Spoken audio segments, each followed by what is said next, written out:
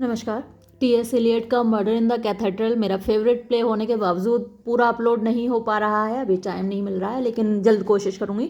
आज कुछ multiple choice questions देखते हैं। पहला क्वेश्चन देखिए, T S. Eliot was born in Saint Louis Missouri on. तो डेट ऑफ बर्थ और डेट ऑफ डेथ किसी भी ऑथर की इम्पोर्टेंट होती हैं आपके एग्ज़ाम के लिए।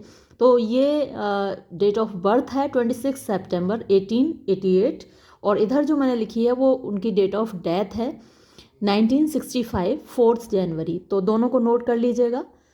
फिर सेकंड क्वेश्चन देखिए, the name of Eliot's father was. तो इलियट के पिता का नाम हेनरी वेयर इलियट था। Eliot went to read French literature and philosophy to Paris in. तो 1910 में वो फ्रेंच लिटरेचर और फिलोसफी पढ़ने पेरिस गए। फिर ये हालांकि इतना ज़्यादा इंपॉर्टेंट क्वेश्चन नहीं है।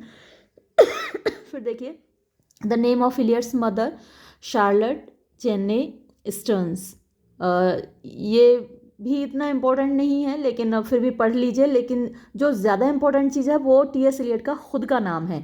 वो कई बार एग्जाम में आता है कि उनका पूरा नाम क्या है टी.एस. एलियट का, तो वो ज़रूर याद कर लीजिए। वो अभी आगे आएगा, थॉमस स्टर्न्स एलियट। और date of birth, date of death, दोनों तीनों चीज़ें ये इंपॉर्टेंट हैं।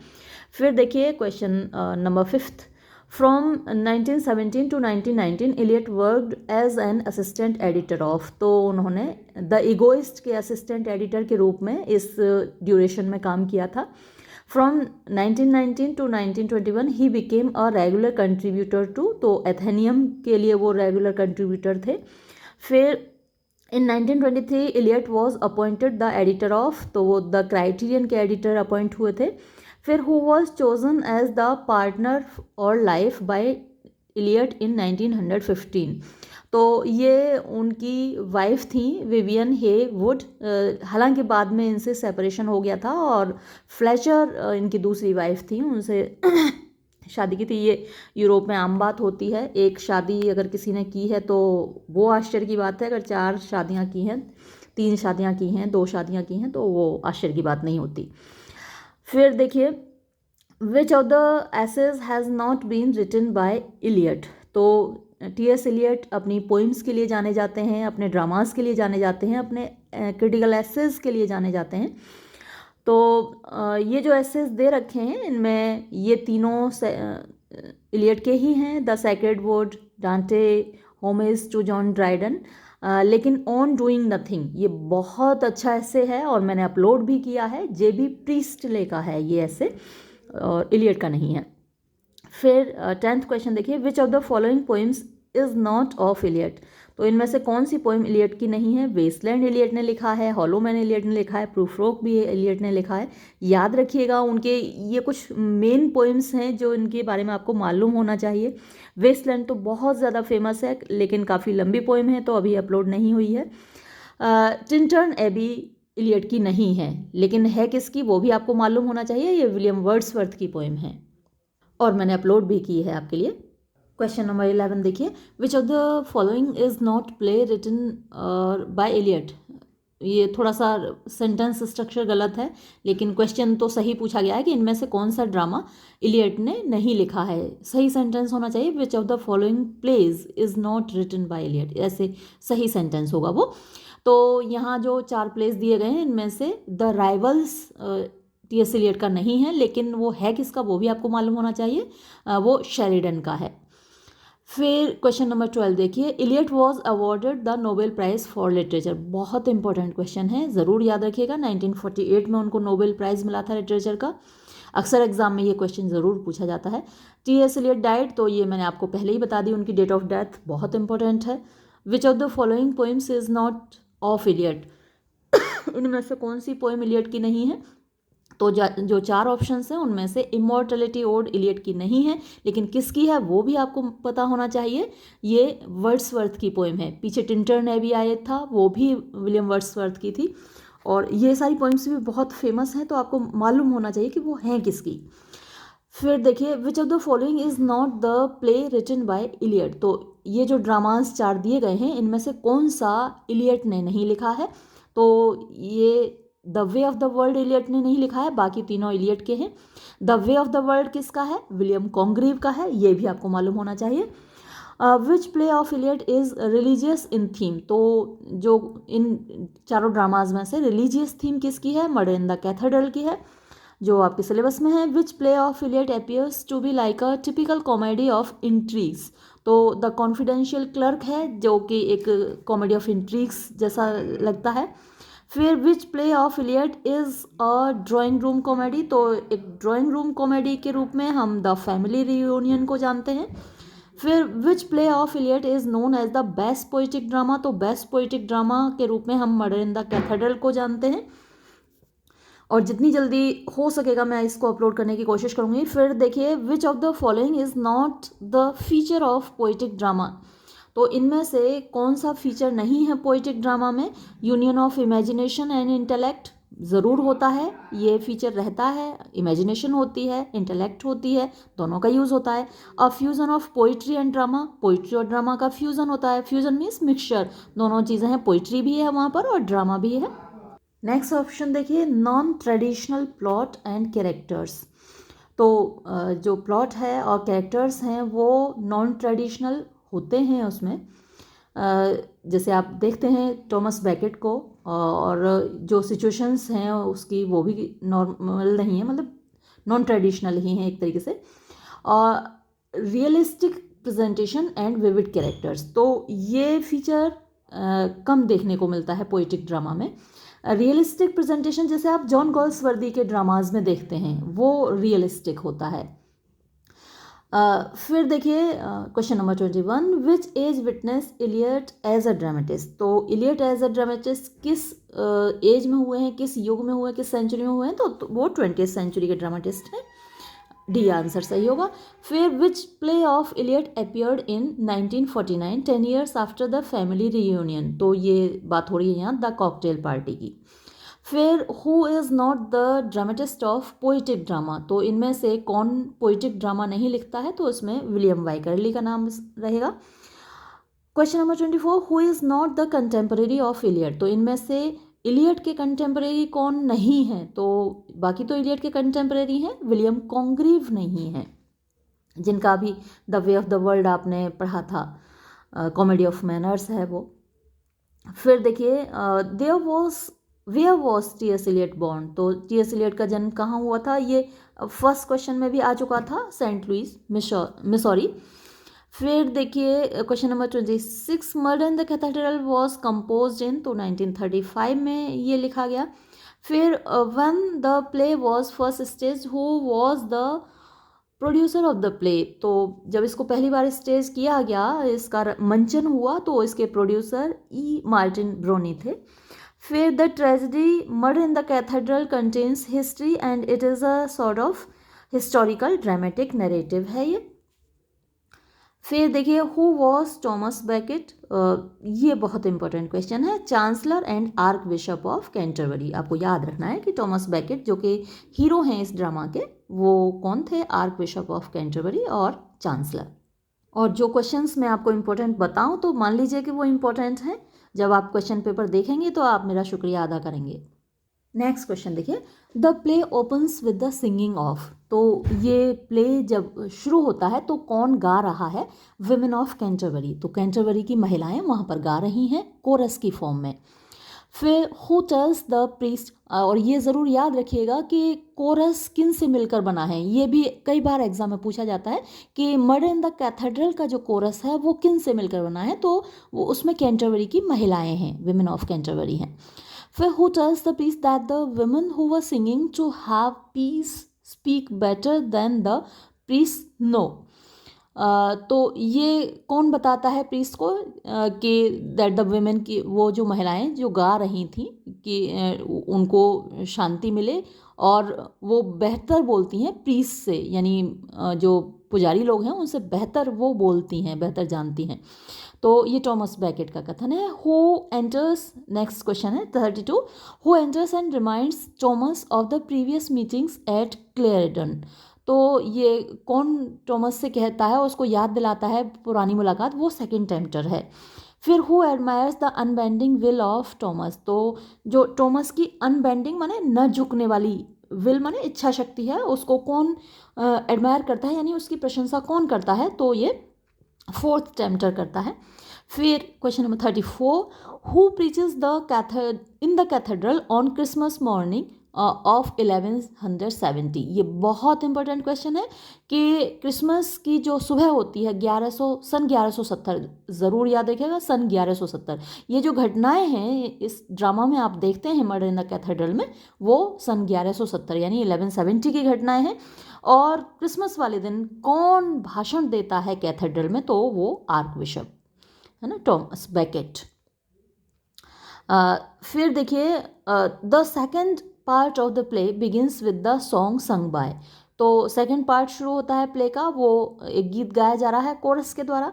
फिर who become furious and in the heart of their fury they ask the priest to restrain their master from words of disobedience.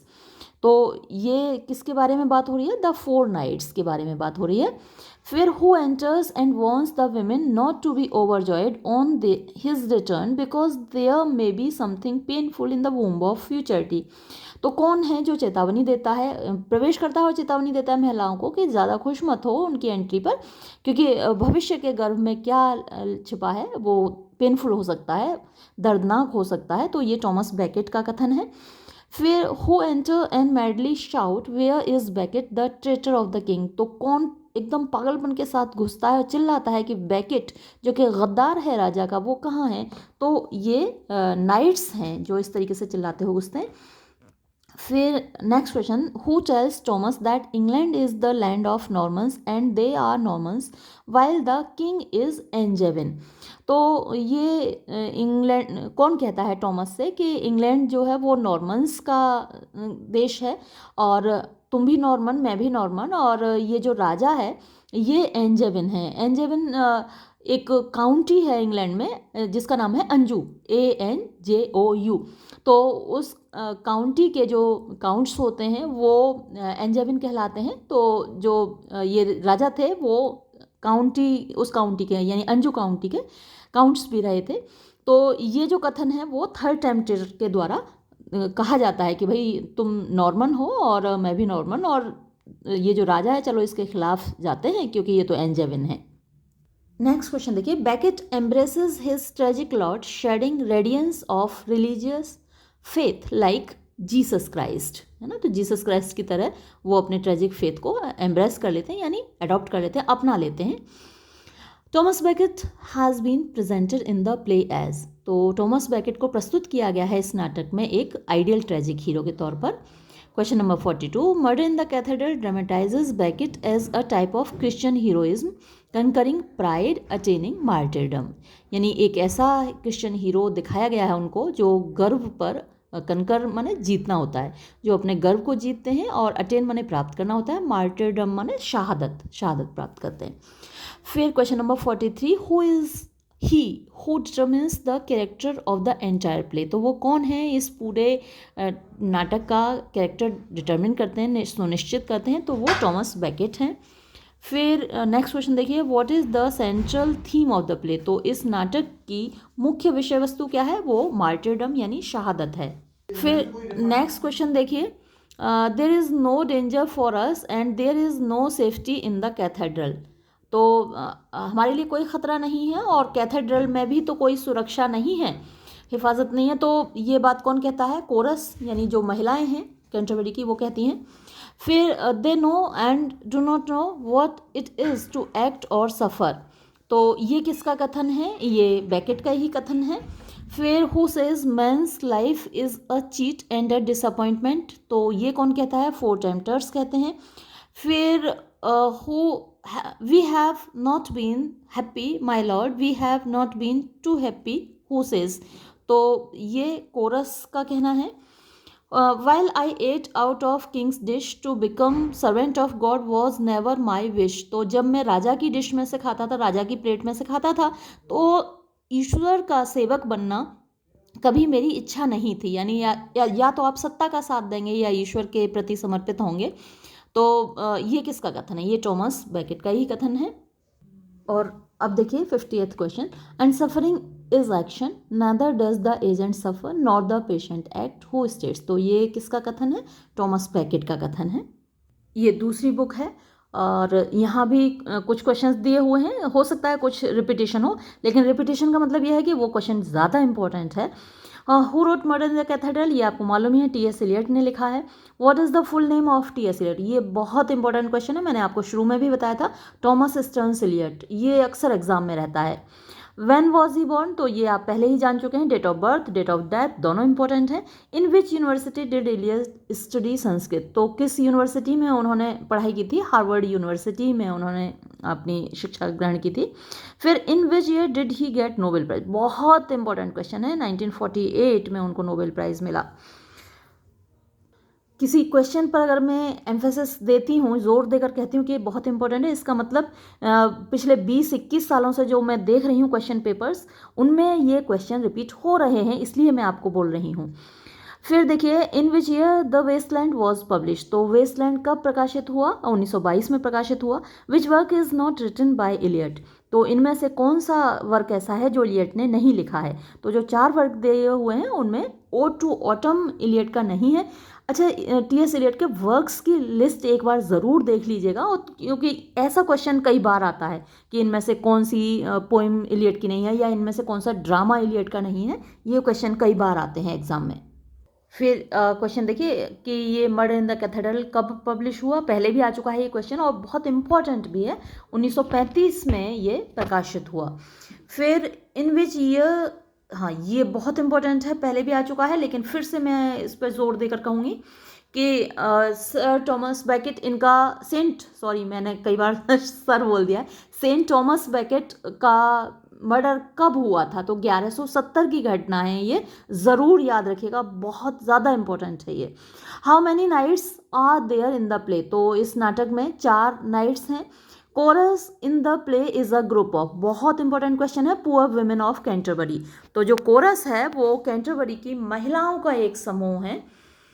फिर देखिए, what is the name of the first night, तो पहले night का नाम है Reginald फिट्जरोस। फिर what is the name of second night, तो second night का नाम ह्यू डी मॉर्विले है। फिर what is the name of third night का नाम विलियम डी ट्रेसी है। फिर what is the name of fourth night का नाम रिचर्ड ब्रीटो है। फिर after how many years did arc bishop return back to Canterbury, ये भी बहुत इंपॉर्टेंट सवाल है कि कितने सालों के बाद लौट रहे हैं वो कैंटरबरी, तो 7 ईयर्स के बाद लौट रहे हैं।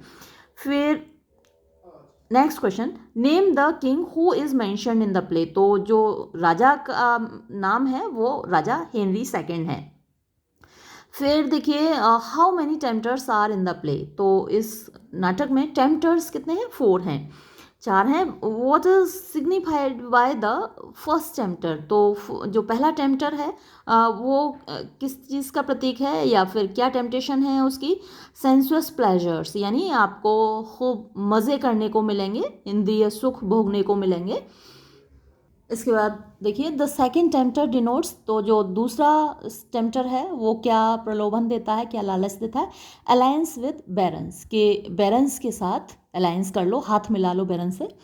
The third tempter allures Becket for, जो तीसरा टेम्पटर है वो कैसे आकर्षित करने की कोशिश करता है बैकेट को, चांसलरशिप तुम्हें वापस मिल जाएगी।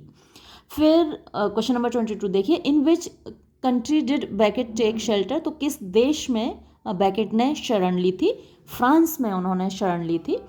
फिर after departure of fourth tempter what did baked decide, तो चौथे टेम्पटर के प्रस्थान के बाद बैकेट क्या निश्चय करते हैं, destiny lies in God's hands, तो वो ये निश्चय करते हैं कि जो भाग्य है वो तो ईश्वर के हाथों में है।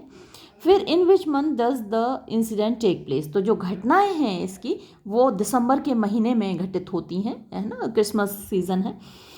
फिर what is the theme of the play, तो इस नाटक की विषय वस्तु मार्टरडम है, शहादत है।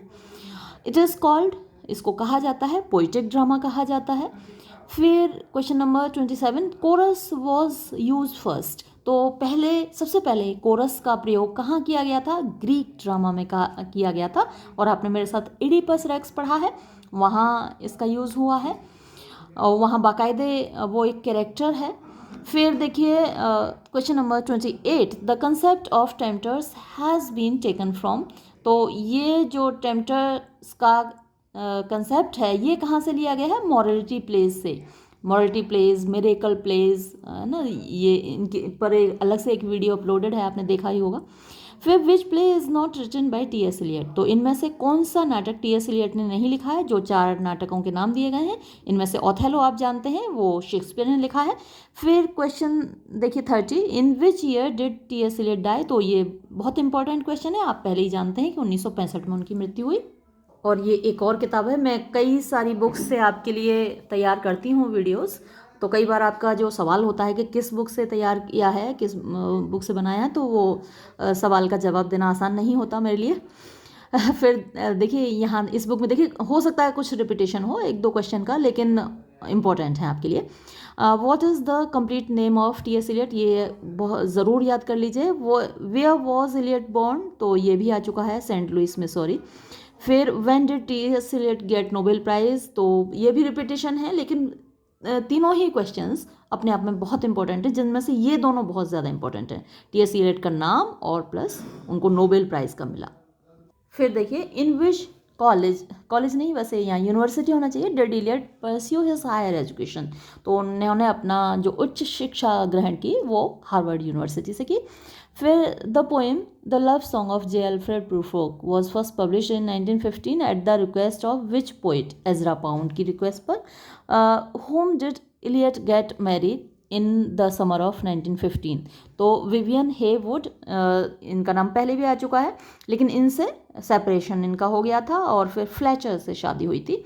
हालांकि इन सभी बुक्स में कहीं भी फ्लेचर का नाम नहीं दे रखा है, उनकी वाइफ का नाम जहाँ भी आ रहा है तो हेवुड का ही नाम आ रहा है, विवियन हेवुड, याद रखिए। वैसे उतना इम्पोर्टेंट मुझे नहीं लगता क्वेश्चन ये। Eliot was one of the leading figures of the new critical movement, तो इलियट एक मुख्य फिगर थे, मुख्य व्यक्तित्व थे न्यू क्रिटिकल मूवमेंट के। विच of the following was not, और इनमें से कौन नहीं था, तो बाकी जो 3 नाम दिए हैं वो तो इसमें शामिल हैं, लेकिन मैथ्यू आर्नोल्ड इसमें शामिल नहीं हैं। फिर to whom did Eliot dedicate the poem the Waste Land, तो वेस्टलैंड किसको समर्पित है कविता, एजरा पाउंड को समर्पित है। फिर क्वेश्चन नंबर 9 देखिए, a few years after writing Ash Wednesday लिखने के कुछ साल बाद Eliot converted his religion to Anglican, तो उन्होंने अपना धर्म एंग्लिकन कर लिया। Ezra Pound gave Eliot a nickname, Ezra Pound ने इलियट को एक निकनेम दिया था, निकनेम होते हैं बच्चों के प्यार के नाम होते हैं, which he used as part of the title for a book of poetry for children, और ये निकनेम उन्होंने एक किताब लिखी थी बच्चों के लिए, कविताओं की किताब लिखी थी, तो उसके टाइटल के रूप में उन्होंने यूज़ किया है। और वो क्या है, तो वो है ओल्ड पॉसम। और इस ओल्ड पॉसम कलेक्शन की एक बड़ी प्यारी सी पोएम है, स्किम्बल शैंक्स द रेलवे कैट, जो मैंने अपलोड भी की है, आपको मेरा जो प्लेलिस्ट है इंग्लिश पोइट्री नाम से, उसमें मिल जाएगी ये पोएम, बहुत प्यारी सी है। फिर देखिए, in which of Eliot's poems did he actually act as a minor role in the remake as a play, तो उन्होंने एक माइनर एक्टर के रूप में रोल प्ले किया था मर्डर इन द कैथेड्रल में। फिर which journalist first publish some of Eliot's poems, तो किस जर्नलिस्ट ने सबसे पहले इलियट की कुछ पोएम्स को प्रकाशित किया, हार्वर्ड एडवोकेट जो जर्नल है उसमें उनकी प्रकाशित हुई कविताएं।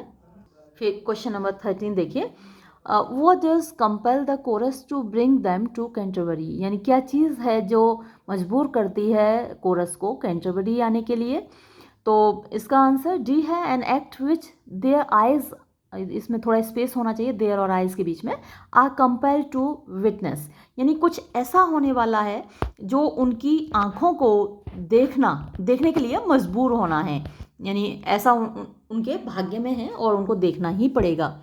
फिर देखिए, after how many years did the archbishop return, तो ये पहले आ चुका है, 7 साल बाद लौटे हैं और बहुत इंपॉर्टेंट है question. Which season does and when the play begins, तो इस वक्त जब ये प्ले की जो घटनाएं हैं वो विंटर की हैं, तो विंटर से पहले समर होता है, तो समर ख़त्म होता है और विंटर आता है, तो आप यहाँ समर ही लिखेंगे। फिर in which month does the play begin, तो किस महीने में ये नाटक होता है, शुरू होता है, तो दिसंबर में। फिर with whom does the archbishop found friendly after his arrival in London? तो डज की बजाय इज होना चाहिए, with whom is the archbishop found friendly. तो पोप और किंग ऑफ फ्रांस के साथ पहले लगता है कि वो फ्रेंडली हैं अपने आगमन पर. What does the messenger inform the three priests? तो जो दूत है वो क्या सूचना देता है तीन पुजारियों को? The archbishop and the king are still having problems, कि आर्कबिशप और राजा के बीच में अभी भी कुछ समस्याएं हैं. फिर how do the priest intend to greet the archbishop? तो प्रीस्ट का इरादा क्या है, किस तरीके से वो आर्कबिशप से मिलेंगे? तो वो कॉर्डियली मिलेंगे, यानी अच्छे स्वभाव के साथ मिलेंगे. फिर देखिए what does the chorus wish for? तो कोरस की इच्छा क्या है? The archbishop to stay away, कि आर्कबिशप दूर ही रहें. फिर देखिए how do the priest react to the chorus speech? तो कोरस की स्पीच पर प्रीस्ट कैसे रिएक्ट करते हैं, कैसे प्रतिक्रिया करते हैं पुजारी? तो दे आर एंग्री, वो नाराज होते हैं. Question number 22, what does Beckett do first when he arrives? तो बेकेट जब पहली बार आते हैं तो वो क्या करते हैं? रिब्यूक्स द प्रीस्ट, यानी पुजारियों को फटकारते हैं for their treatment of the coarse, कि वो कोरस के साथ कैसे व्यवहार कर रहे हैं, उस व्यवहार के लिए फटकार लगाते हैं. फिर question number 23, what does the first tempter use to tempt the archbishop? तो पहला टेम्पटर क्या कह के उनको आकर्षित करता है? ये वैसे पहले भी आ चुका है लेकिन यहाँ थोड़े डिफरेंट वर्ड्स में है. Glory in friendship with the king, कि राजा के साथ तुम्हें दोस्ती मिलेगी और वो तुम्हारे लिए शान होगी, तुम्हारे मतलब राजा के साथ दोस्ती होना अपने आप में शानदार होता है. फिर 24 question, what does the second tempter offer? तो जो दूसरा टेम्पटर है वो क्या कहता है कि तुम्हें चांसलरशिप फिर से मिल जाएगी, टू रिगेन हिज चांसलरशिप. फिर what does the third tempter offer? तो जो तीसरा टेम्पटर है वो उसका ऑफर क्या है? To join barons against the king. अच्छा, ये चारों क्वेश्चंस इंपॉर्टेंट हैं. जो टेम्पटेशंस हैं, क्या क्या टेम्पटेशन उनको दिए गए टेम्पटर्स के द्वारा, ये भी अपने आप में इंपॉर्टेंट क्वेश्चंस हैं. तो याद रखिएगा कि बैरन्स के साथ हाथ मिला लो राजा के खिलाफ. पीछे कहा था ना कि ये तो नॉर्मन्स का है, इंग्लैंड नॉर्मन्स का है और राजा तो एंजेविन है.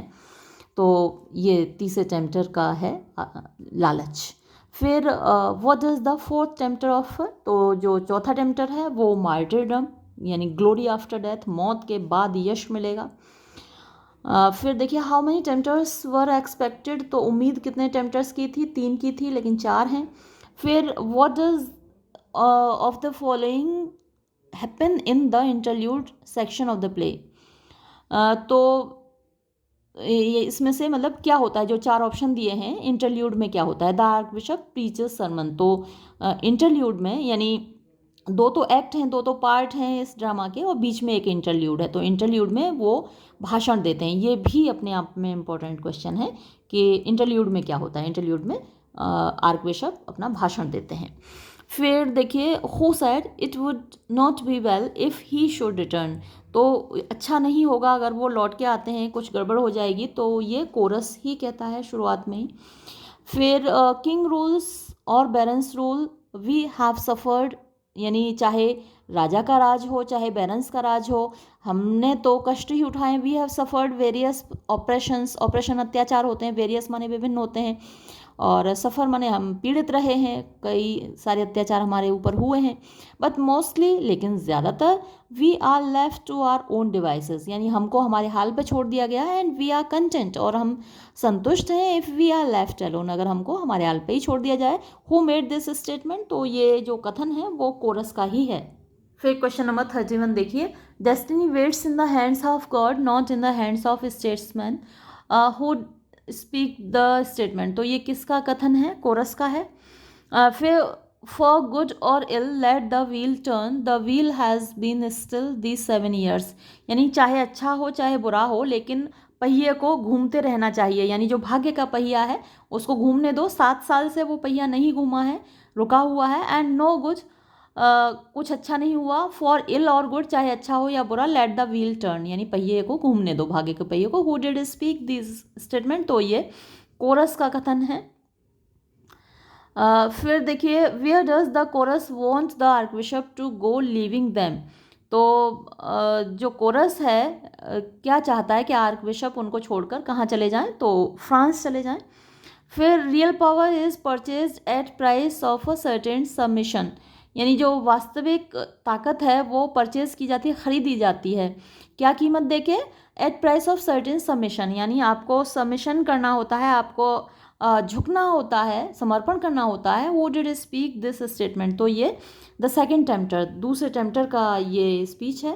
फिर क्वेश्चन नंबर 35 देखिए, the servant of God has chance of greater sin and sorrow, यानी जो ईश्वर की सेवा करता है हो सकता है उससे ज़्यादा बड़ा पाप हो जाए और उसको ज़्यादा कष्ट मिले, then the man who serves a king, बजाय उस आदमी के जो राजा की सेवा करता है, for those who serve the greater cause, क्योंकि जो लोग बड़े चीज़ की काम में लगे हैं, बड़े काम में लगे हैं, may make the cause serve them. तो कभी कभी ऐसा होता है कि वो जो जिस काम को कर रहे हैं वो काम उन, यानी अपने लिए उस काम को यूज़ करने लगते हैं। तो यानी आप किसी बड़े पद पर हैं और उस पद को अपने लिए यूज़ करने लगें, तो ये बहुत बड़ा पाप होता है ना। आप डीएम हैं और आप वहाँ पर बैठ के अपनी शक्तियों का दुरुपयोग कर रहे हैं, तो वो आप कॉज सर्व दैम, तो ये पाप है।